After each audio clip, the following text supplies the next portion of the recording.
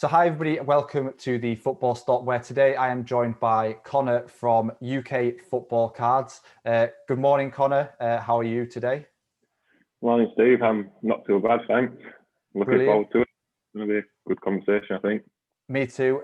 We've just had a really brief chat and realised that we're both from northeast England, so it's always good to have someone in a similar position or from a similar position to yourself. So it's great to have you on today. So first question for you is, as always, how come you got involved in football cards, soccer cards? We'll steer towards probably football more today, but we're all talking about the same thing. So why and how did you get involved in the first place? I think it's a similar story to quite a few people. Obviously, we had the furlough at the beginning part of the year, the first furlough. And I was a bit stuck for things to do, so I was just scrolling through Instagram, Twitter, and stuff like that, and I came across a Gary V post. He was saying about, I don't think it was soccer cards directly. I think it was just sport cards in general. And then I know literally nothing about basketball or any American sport. So I just started looking at soccer, football cards, whatever you want to call it, and I started following a couple of accounts, but there weren't many accounts back then. I think there was ones that I can remember that I first followed was you, Sports Card Tom. And other than that, they're the first two. Like, one of the first things that I can remember about it, you actually, it might have been your first ever live that you did. I can literally remember it. You was getting back from a walk or something, and you were saying, I've just started this account and I'm going to be posting regular content. It was only brief, but that was the sort of first bits of content that I saw. Yeah. And then it was asking questions to you, Sports Card Tom, and people like that, and doing my own research. That was just how I got into it, and yeah, that's how it led to this. I think it just shows how much the hobby has evolved. In general, I'm not saying there weren't other content creators out, but there was nowhere near as many as what there is now. It's crazy now, isn't it? It shows how much things have changed. Like across the world, I suppose there are content creators and people talking about soccer cards from all over the world. But I think I talked about this recently. I can't remember if it was on video, but just the change in like the number of people from the UK in particular that are getting involved and starting to ask questions about it. It's so positive as well, but I think it's important for people like us to try and help them as much as we can. Not everyone's going to be willing to spend the amount of hours that we put in to basically build the knowledge from nothing. So if we can just help people along the way, I think that'll do well for the full hobby in general. I don't think we're going to lose anything. It's just going to benefit us. Yeah. There's nothing we can lose from it. Absolutely. So I'm guessing you'll probably get more because you're on different platforms and stuff. Mine's basically just Instagram. But I still get a few messages, and I'm getting a lot more from people from the UK. Yeah. And I do my best to try and help them out and just not give them investment, like say, oh, buy this player, buy that player, but you should be looking into these sets, learning these sorts of names and stuff like that. And then they'll go off and do their own research, and maybe a week or two later, they might message me saying, oh, I'm getting along all right and stuff like that. So that's something that I do like about the hobby, just helping people out. Yeah, and I suppose everyone's kind of like on this journey of like learning about soccer cards, really, aren't they? Because I mean, there are some people that are so knowledgeable about the hobby, like it's ridiculous, and have these amazing collections. But I think I'm always keen to say like we don't know everything. I certainly am still learning, like yourself. You just said there, is still learning. But it's conversations like this that are really helpful, hopefully, in kind of like paving the way going forward. So, do you see yourself as a card collector or a card investor, or maybe a combination of the two? Where would you say you're at the moment? Yeah, I'm not going to lie. People don't like the answer, but I came in purely as an investor. Like, I remember some of the first thoughts was like, why would I even care about holding a card? Like, I had stickers when I was younger, like everyone from over here, but I had no real like connection with them or like that. And I came in just purely to make money. Yeah. But I think the more you get into it, like a lot of people, everyone's got a team that they like. Everyone's got a certain area that they're interested in, and you just sort of gravitate to them. And now I've got like, I want to build a Man United PC, but obviously Man United is a popular team, so some of the cards aren't very cheap. But I didn't envisage me having a PC at all. It was just purely to make money. But now I've got like Ryan Giggs rookie cards and stuff like that, and I want to slowly build that up, but still want to make money. That was my main aim. Right. Okay. But I'm going to be using some of the profits to buy cards that I like. Some of them might not even make me money, but I'm not too bothered about that. Like, I just want to have United legends that I like. Even Peter Schmeichel. No one's going to make money off goalkeepers, or I think they will. Maybe they will in the future, I don't know. But at the minute, at this time, you don't make money from goalkeepers. Maybe a few of the all-time greats, but I'd just like to have their cards. That's without the money side, yeah.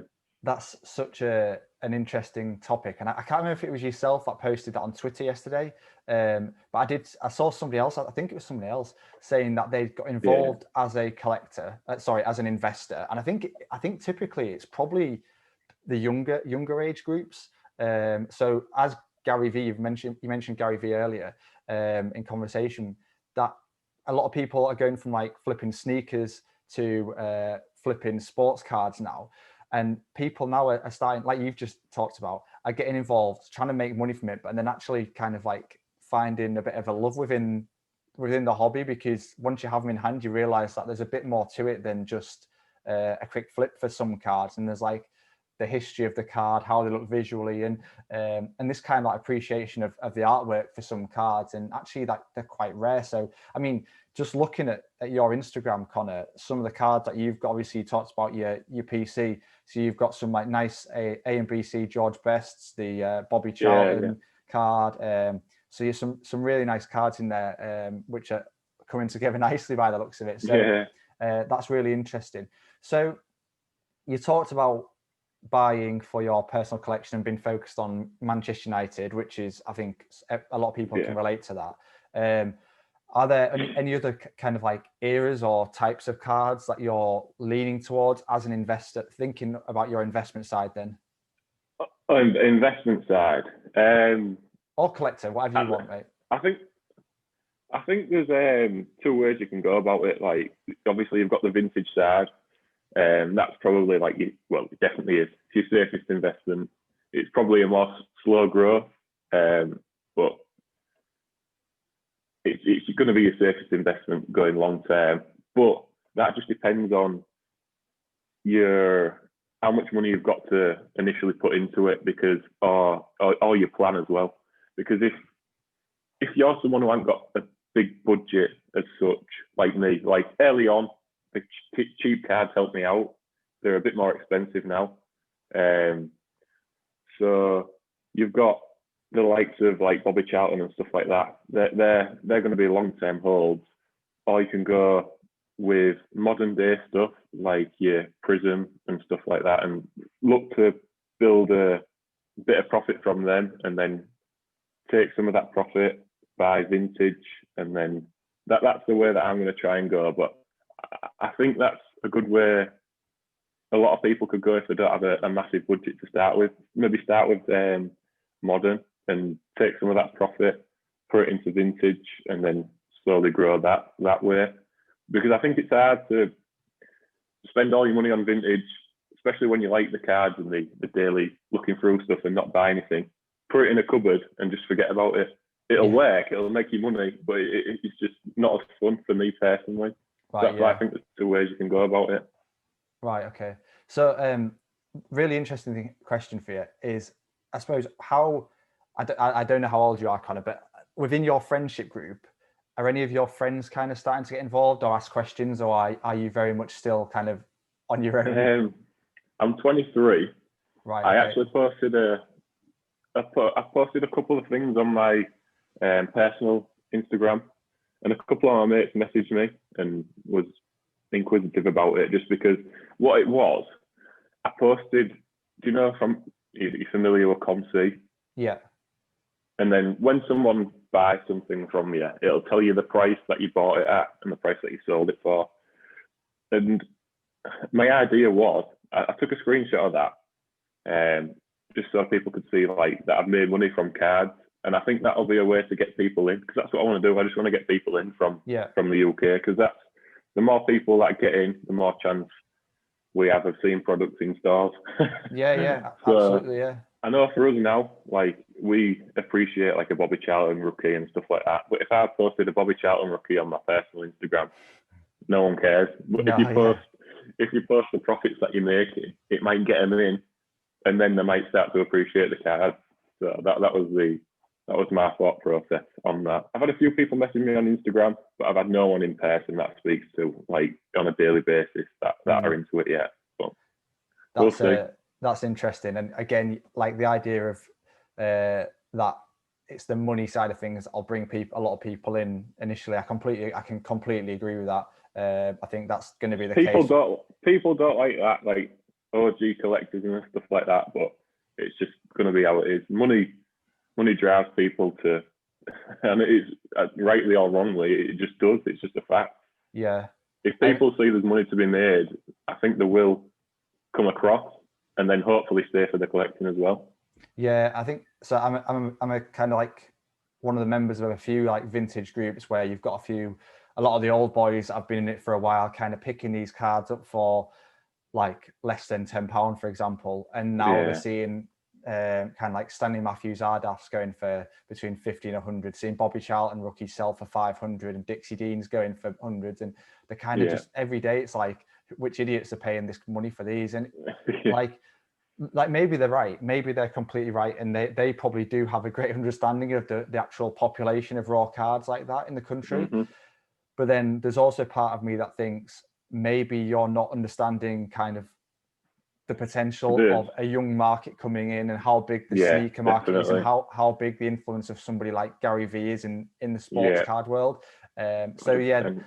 Maybe that's something to keep an eye on. I think it's only natural for them though, because if they've been in it 15, 20 years and they're used to a price of, I don't know, £5-10, like you say, of certain cards, and then they're now seeing it at hundreds, their initial reaction is, well, this is a bit strange. Is it going to last, sort of thing? Yeah. It's just supply and demand, like you say. We see a lot of people coming in now, so the demand's going up. You know, I think players from big clubs like Manchester United, who have got a worldwide fan base, that'll massively help.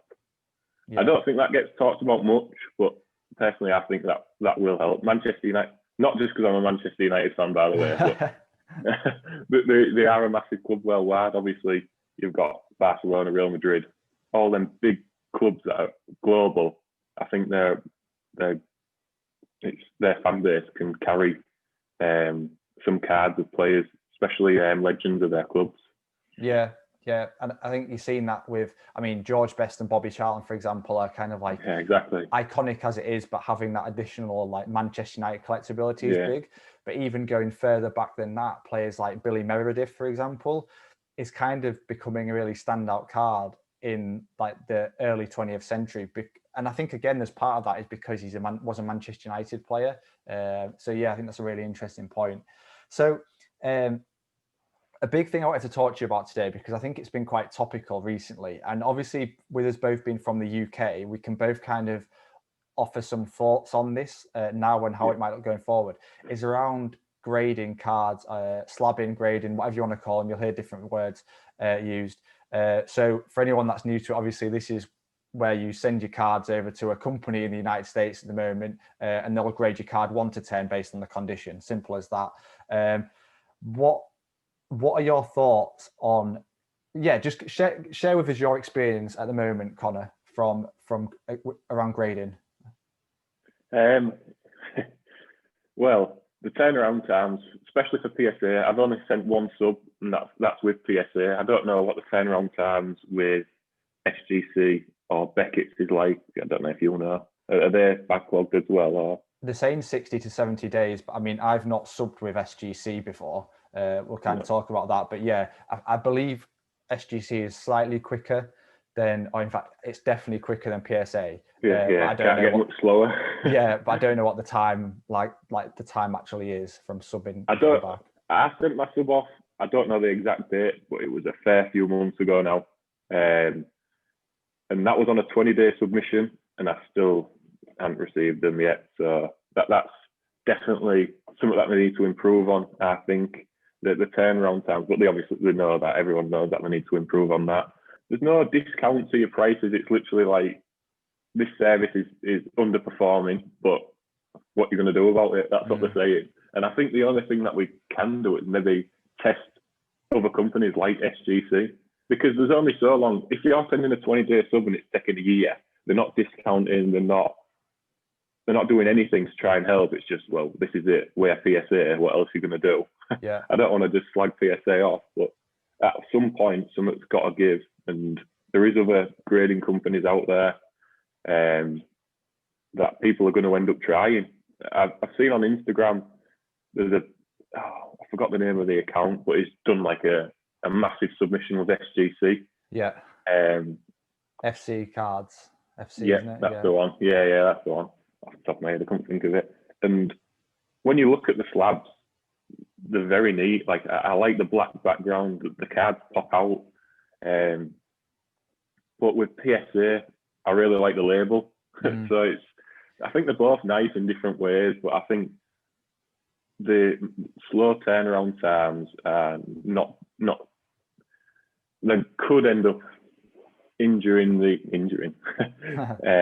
reputation of PSA. Because another thing, if you've got a submission off with PSA and you've got players who you either want for a major tournament, which people might not get back, or players that you thought was going to hit good form from the fixture run. For example, I've got 2 Son cards off that PSA now, and if I'd have got them back in the right time, he's just hit a purple patch. He's been bagging goals for fun. That'd have been a perfect time to sell. Yeah. But at the time I get him back, you're not sure if that player is going to be still in that form. Yeah. But that's just another topic that I think that's not spoken about much, but it's a real thing. People's forms manipulate the price. Yeah, so because in the UK, you've got all the options, haven't you? So if you wanted to submit to PSA, your options basically are, you can submit direct, I think, but it's pretty expensive, isn't it? Because obviously you've got the costs of actually shipping and insuring your cards to PSA. You've still got the same delays. And then there's a lot of questions at the moment being asked around customs when your product comes back in. I think you pay customs on the service fee. So all of a sudden it becomes quite an exorbitant amount of money. So in the UK, a lot of people opt for a middle service. So for example, I'm not going to name them because they don't pay me to raise awareness of the brand. But there are middleman companies like a lot of people are opting for and going to, and they're seeing huge demand for their services. But they're predominantly available for PSA at the moment. So this is something I've looked at recently because I've got a submission ready to go, and I'm like, am I going to go for PSA where I've gone before? I'll try something different. Exactly. Or do I go for SGC where I completely agree? The slabs for me look amazing. I think football cards in general look amazing. And actually I have more faith in their ability to deal with stickers, because that's another issue we're seeing with PSA is that you're waiting 6 months to get these stickers back, and they're coming back kind of like, in worst case scenarios, bent. I've seen so many where people have been like, well, that wasn't there before, there's a crease in it now, or it looks like it's just been kind of like vacuum sealed in a bacon roll. I think FC cards described it as it's like bacon wrapping, and it just looks horrible. Like the last thing you want is to be submitting a sticker worth like £1,000 to see it come back looking like that. So there are some real issues at the moment, but ultimately it comes down to finance, doesn't it? And just at the moment, it looks like PSA are just the more, it's just more financially viable for the majority of people. Again, when you start considering how much it costs you to ship straight to SGC and the cost of insuring again and all that stuff. You want to go with a company that's going to make you the most return on your investment. That's just how it is. I don't know if it's the reliability of the PSA and the consistency of, they get it pretty spot on most of the time. grading cards, and I don't know if that's hindered other grading companies at some point. You know, the condition of the card. Maybe you'll send it in, think it's a 10, and it gets like, or you'll send it in and you think it's an 8, and it gets a 10 at one company. You want it to be a consistent grade. You know. Yeah. A lot of people have been kind of like critical of other companies. I think they've kind of put PSA on a pedestal and said, like you've just done, like PSA have got the label, PSA are the most consistent grading company and grade well. But then they're starting to see examples now where Beckett's arguably are harder to grade, much more tougher than PSA. And the idea that SGC give away like kind of easy grades, I mean, the sub that Mark did, so Mark from FC, did you see it where he cracked his Ronaldo? Yeah, the Ronaldo. Yeah. So PSA 5 actually got a SGC 4, I think. So arguably that's an example of SGC actually grading tougher than PSA. So I suppose ultimately people want a higher grade for their card. But they don't want it given it for free. You don't want to send a 1 and it get a 10 because at the end of the day, you want it to be a true reflection of what it actually is. I think that's what people want, and it's a true reflection, a consistent true reflection of what the card is. Absolutely, because you don't want to be putting a card out on the market that, like, I think it's unfair that like a PSA 9 and an SGC 9, like they are closing up on the market, but at the moment people wouldn't be paying the same price. The PSA would still demand a more premium price, wouldn't it? So I think that's something really interesting to kind of follow over the next few months and years. Like, will SGC manage to creep up on PSA a little bit? Who knows? But what would you give for a grading company in Europe? Well, it'd be a dream, wouldn't it? I think obviously it'd take some load off the American service as well. I just don't see why they don't do it. Obviously, there's, even if you're not looking at cards, stickers, there's tons of them that'll get graded. Surely they've got enough demand to open a European company. I don't see why they don't. Yeah. I presume it'd mean faster turnaround times for the likes of us as well, which would be great. Definitely. And the only thing I can think, like they must be looking at it. They must be. The only thing I can think is that the market from Europe has obviously increased so much since COVID, and I just wonder whether they're waiting to see what happens when life goes back to normality. Is it going to continue, or is it going to just go back to normality, whereby opening a grading service in Europe would probably be a terrible move? So I suppose there's two arguments there, but I hope it is something they are looking at. I really do. Because like one in the whole of Europe, it's not like one in every country. We're just asking for one in Europe. Yeah. Exactly. Stick it in Berlin or Paris, or ideally London. If you listen to this, London would be good. But I can't see. I think given Brexit, obviously now, I can't see it being in the UK. I think if they did open one, it probably would be mainland Europe, probably Germany or somewhere like that. I agree. But yeah, interesting to see. So, final few questions now. We're going to kind of migrate towards actual football, because I think a lot of people hopefully enjoy hearing two British or European people talking about something that they've followed since being kids. Whole life. Yeah. And for maybe the American audience that are still kind of like learning about the game and stuff like that, it's interesting hearing different perspectives. So my big question, or two questions to wrap this up: what are your thoughts on the Premier League this season? Who are your title contenders? And don't be biased, being a Man United fan. Try and think, level playing field. And then second one, we'll talk about the Euros. So let's talk Premier League first. What are your thoughts? I think it's a good season. It's a lot. The title race is going to be a lot more interesting than the previous few years. Sorry, my dog's jumping up at my window. Don't worry about it. Get him on. He's fine. Well, I'd like to welcome our third guest, our second guest to the show. But sorry about that. I think it's going to be a lot more interesting, but I can't see United winning it, and it hurts me to say as a United fan, but I just don't think the defensive midfielders are strong enough. I like Scott McTominay, but he's a little bit inconsistent. And Fred, he breaks down a lot of play, but then he gives it straight back to the opposition. So it's like, I think we need another defensive midfielder to protect the back four. And I like how Baye's come in and he's doing well. He's a strong centre back. And I saw a stat the other day since he's joined, Man United's win percentage is up 10% whenever he starts. So I thought that was pretty interesting. That's Baye, is it? Yeah. Yeah. Two body cat staying uninjured.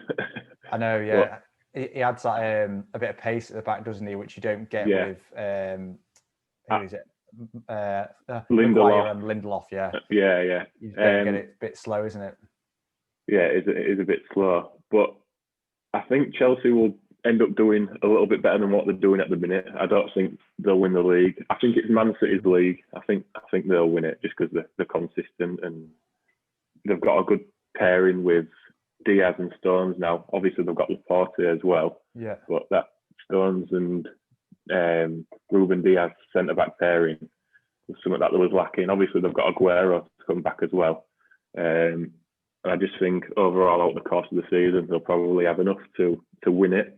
Right, okay. I think the top four, I'll do a top four prediction. Yeah, go for it, yeah. Man City to win it. I don't know when Van Dijk will come back from his injury. So I've seen him in training a bit and stuff like that, but I don't know when he'll actually be back. So I'll put United second because I think he's a vital part of Liverpool's game. Mm-hmm. Not only defensively, but the passes that he plays as well is huge in their attack. So underrated, isn't it? Yeah. People don't realise that part of his game, yeah. No, you think of him just as a solid defender, but it is some of his passes over the top to Free Sane, Salah, Mane. Mm-hmm. They go overlooked. But I'll have United second, Liverpool third, and I'm going to go with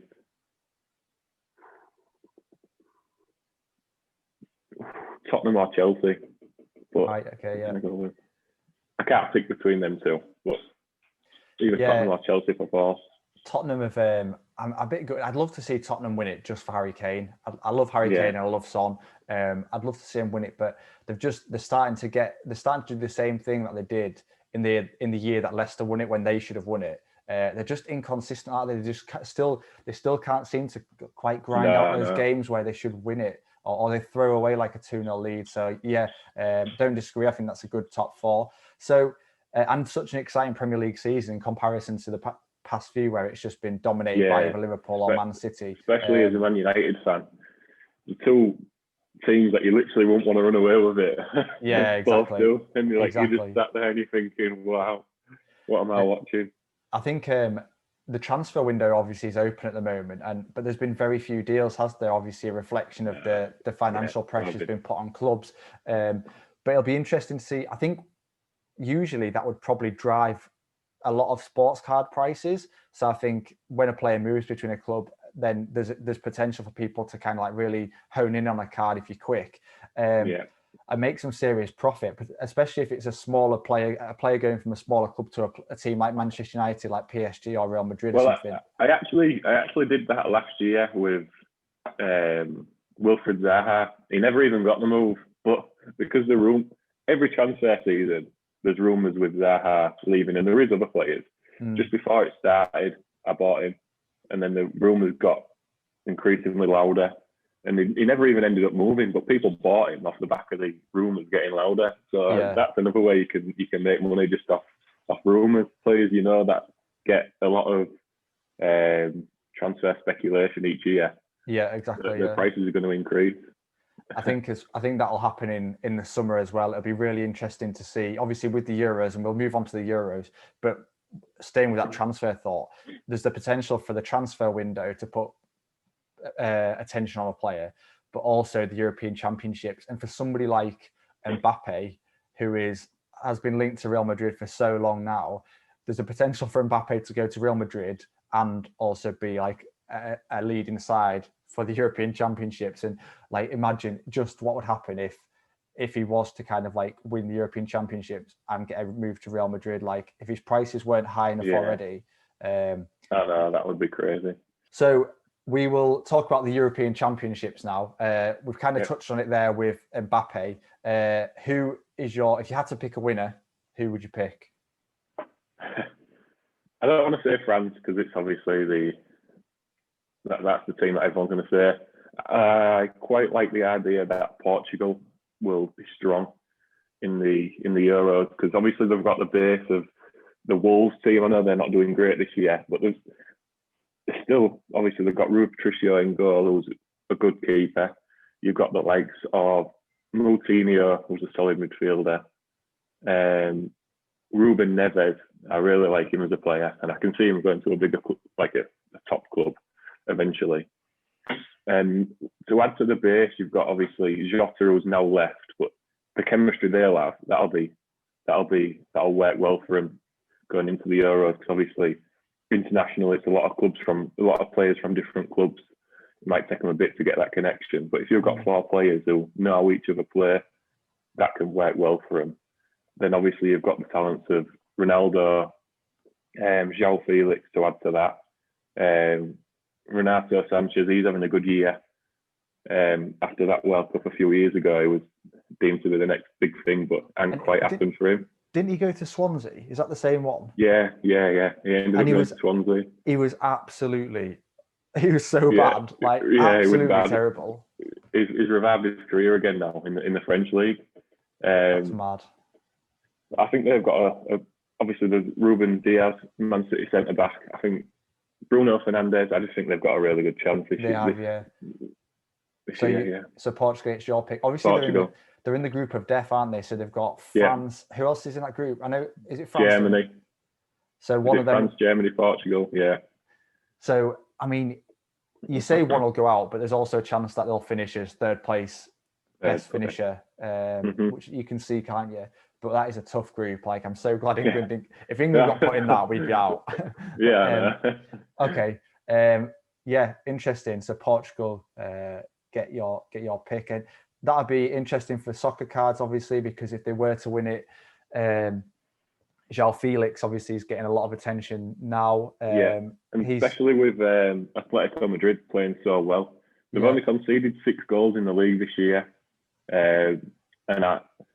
you don't when you think of the Champions League, I think names that come to your head that we think are going to win it this year: Bayern Munich, Man City. They're probably your 2 strongest. You might have Liverpool in there for a few people, but if you look at Bayern Munich this season, they're still attacking well, scoring loads of goals, but they're leaking a few goals themselves. And I think when they get to the later stages of the Champions League and you come up against the Man City, I think if they don't sort that out soon, they're heading home. You can't leak goals in the Champions League, whereas Atletico Madrid, they're not leaking goals at all. I know I think they got beat 4-0 by Bayern Munich or something. They got hammered by him in the groups, but I think that was just one of them games where it can happen to anyone. Nothing goes right, it can happen to anyone, absolutely. That's interesting. And obviously that, like, João Felix is maybe an opportunity there, but again, I say maybe because it's an expensive card and there's a risk with everything. So as always, people need to make their own decisions and think about things in great detail rather than rushing. Even watching them, make sure you watch a couple of the games. You can look at all the stats under the sun, but watching them gives me, especially that's how I like to go about buying a player. If you watch them, sometimes you'll watch a game and you'll think someone hasn't played that well, and the stats will say, but they never give the ball away. Because they've played back. Back every pass was backwards. And like thinking about João Felix there, I mean, he's been playing well this season, and if you don't watch him play and don't understand the dynamics of the game that Atletico play, still this with under Simeone, like such a defensive team, like. What excites me about João Felix is the potential if he did move to a more attacking club. Exactly. And that's why I'm excited to see him play for Portugal, who do tend to play a slightly more attacking style than Atletico. So it'd be really interesting 100%. To see what he could do. Awesome. So this is my last question, and then we'll wrap this up there. You've been in the hobby probably almost a year now. Would you say on Instagram? Not far off a year. Yeah, because I was on it.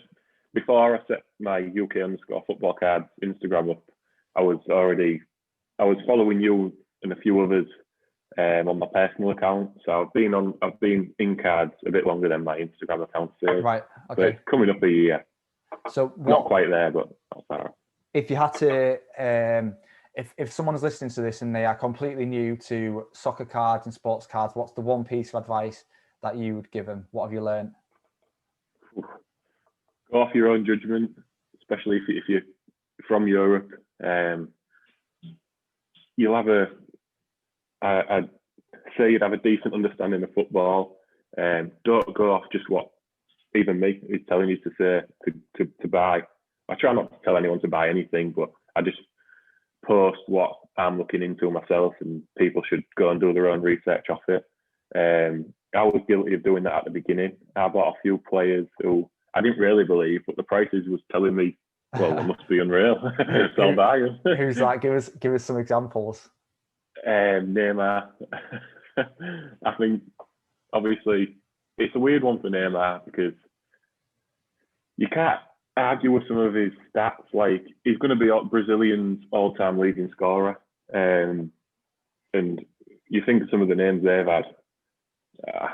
You can't argue against. He's a good player, but when he gets the ball, he likes to slow the game right down. It's almost to say, look at me, get the cameras on me. You know, yeah.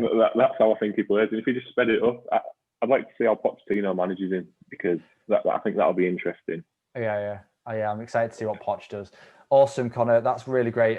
So this is your 30 seconds to promote your account. Where can people find out about you if they want to find you?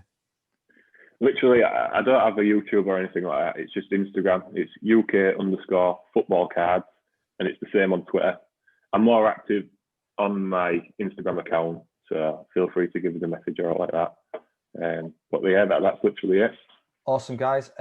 Thank you for joining us today. Definitely go check out Conor's account, UK_football cards on Instagram and Twitter. Some great content on there. And yeah, thanks for listening. Look forward to speaking to you again very soon. Bye-bye.